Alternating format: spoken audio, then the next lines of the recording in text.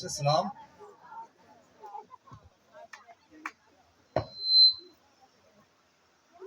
मैं आपका शुक्रगुजार हूँ आने के लिए, और सबसे ज़्यादा भाई साहब का, बासर साहब का, जिसके तसलसल से हम सब जमा होते हैं, और खुदा उनको और ब्लेस करे और बरकत दे।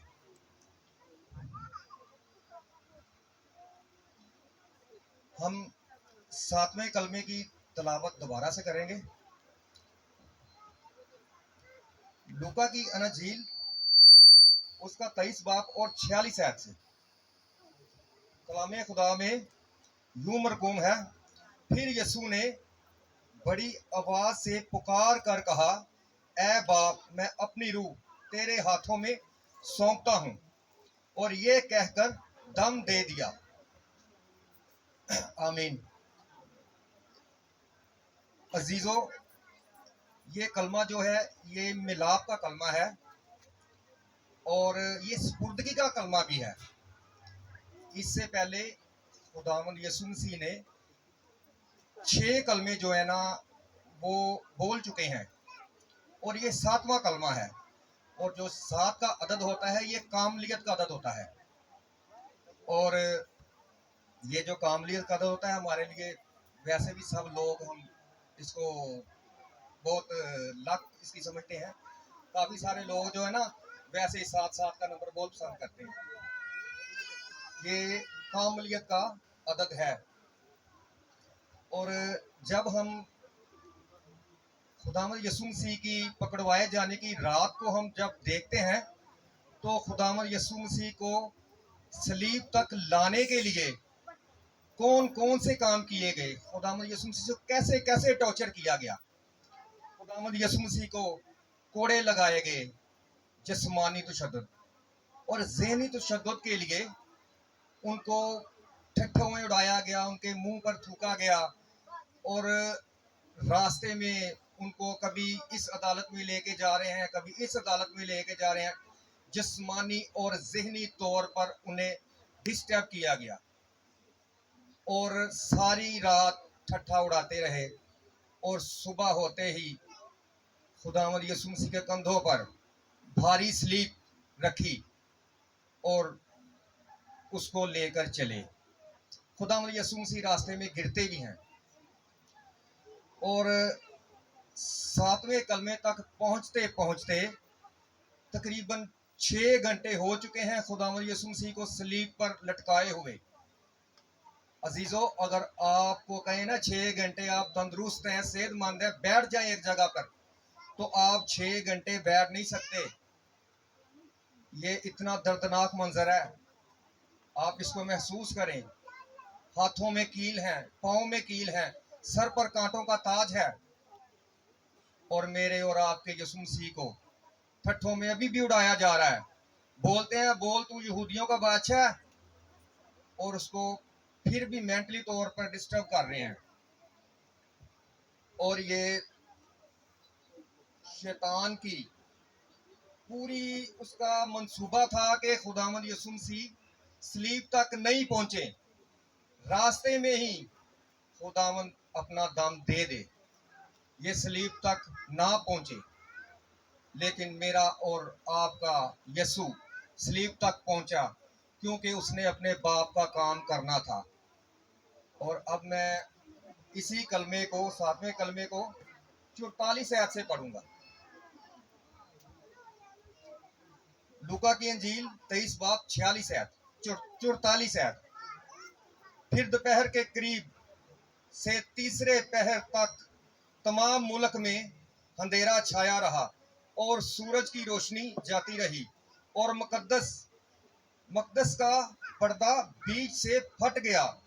फिर यीशु ने बड़ी आवाज से पुकार कर कहा, ए बाप, मैं अपनी रूह तेरे हाथों में सौंपता हूं, और ये कहकर दम दे दिए। ये जब छठे कलमे की तलावत होती है, जब खुदावंद यीशु मसीह छठा कलमा बोलते हैं, तो बोला तमाम हुआ। जैसे ही खुदावंद यीशु मसीह ने बोला कि तमाम हुआ, यानी कि जो बाप ने उसे काम सौंपा था वो मुकम्मल हो चुका है। हैकल का पर्दा बीच से फट गया है। इससे पहले हम लोग हैकल में जाते तो दूर ही खड़े रहते। अगर किसी बंदे के अंदर नापाकी पाई जाती तो वो फौरन मर जाता, और सिर्फ कहन को इजाजत होती कि पाक मक़दस में जाए। किसी को मालूम नहीं होता था कि पर्दे के पीछे क्या है। और जैसे ही खुदावंद यीशु मसीह ने छठा कलमा बोला कि तमाम हुआ, तो हैकल का पर्दा फट गया और सब साफ साफ दिखाई देने लगा। और खुदावंद यीशु मसीह फिर उन्होंने अपना दम जो है दिया है। अगर हम यूहन्ना की अंजील 10 बाब और उसकी 17 से 18 आयत को पढ़ते हैं तो लिखा है, बाप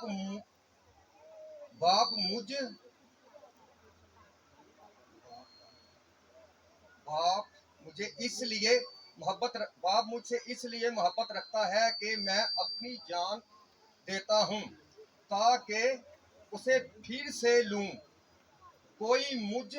कोई उसे मुझसे छीन नहीं सकता, बल्कि मैं उसे आप ही देता हूं। मुझे इसे देने का भी इख्तियार है और फिर लेने का भी इख्तियार है।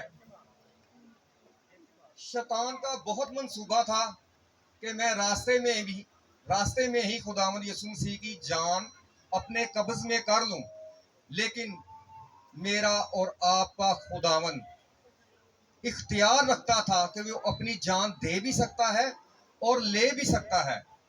और इसीलिए खुदावंद जब यीशु मसीह ने बाप से मिन्नत की कि ऐ बाप, मैं अपनी रूह तेरे हाथों में सौंपता हूं, तो सौंपने का मतलब होता है किसी को चीज पकड़ाना। सौंपने का मतलब होता है कि किसी से चीज वापस लेने के लिए। और मेरे और आपके यीशु ने भी ऐसा ही किया। जब तीसरा दिन हुआ तो खुदावंद यीशु मसीह फिर जिंदा हुए और मेरी और आपकी नजात के लिए, और वो हमारा फसादा बर्रा बना। उसने हमारी खातिर कुर्बानी दी है। अजीजों, हमने 7 कलमात सुने, इसके पीछे बहुत बड़ी तालीम है। हम जितना भी बोलते जाएं कम है, हम इसको बयान नहीं कर सकते। लेकिन हम सब 7 कलमे भी सुन चुके हैं। शुरू से हम मसीह हैं, हम कलाम को सुनते हैं। लेकिन आज भी अगर कोई बंदा बगैर तौबा किए, मसीह को कबूल किए बगैर, नजात हासिल किए बगैर अगर मर जाता है, तो खुदावंद यीशु मसीह आपके लिए बहुत दुखी होंगे, क्योंकि उन्होंने आपकी खातिर कुर्बानी दी है, आपकी खातिर सलीब पर चढ़े हैं, आपकी खातिर कोड़े खाए हैं। तो अजीजों, जैसा कि खुदावंद यीशु मसीह ने बाप से कहा कि ऐ बाप, मैं अपनी रूह तेरे हाथों में सौंपता हूं, आपको भी चाहिए जब आप सुबह उठते हैं तो बोले, ऐ बाप, हम अपने खानदान को, अपने सारे कारोबार को, अपने आप को आपके हैंड ओवर करते हैं, आपके हाथों में सौंपते हैं। जब सोते हैं तब हमें चाहिए कि कहें, ऐ बाप, हम अपने घर को, अपने बाल बच्चे को, खानदान को आपके हाथों में सौंपते हैं। तो सौंपने का मतलब है दोबारा लेना। खुदावंद हम सबको इस कलाम के वसीला से बहुत बरकत दे। आमीन।